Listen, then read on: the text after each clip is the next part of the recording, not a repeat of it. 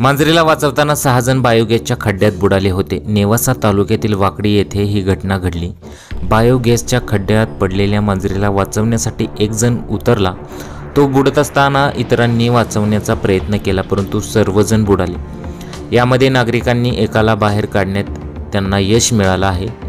जखमीवर नेवासा येथे रुग्णालयात उपचार सुरू आहेत। नेवासा तालुक्यातील वाकडी येथील एका बायोगॅसच्या विहिरीत एक मांजर पडली। या मांजरीला वाचवण्यासाठी एक जण खाली उतरला। यात चक्क एक जण बुडाला। त्यानंतर एका पाठोपाठ 6 जण बुडाल्याची घटना घडली। बायोगॅसचा खड्डा शेणाने भरला होता। त्यानंतर पोलीस आणि तहसीलदार घटनास्थळी दाखल झाले होते। शेणाने भरलेल्या विहिरीत अजूनही 5 जण बुडालेले आहेत। यातील एक जणाला बाहेर काढण्यात यश आलेलं आहे।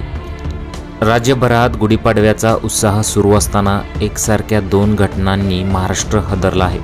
पहिली घटना विरार पश्चिमेकडील आहे। रुस्तुमजी शाळेच्या बाजूला सेफ्टी टँकची सफाई सुरू असताना ही घडली। या टँकमध्ये 4 कामगारांचा गुदमरून मृत्यू झाला। ही घटना ताजी असतानाच आता अहमदनगर जिल्ह्यात धक्कादायक ही घटना घडलेली आहे।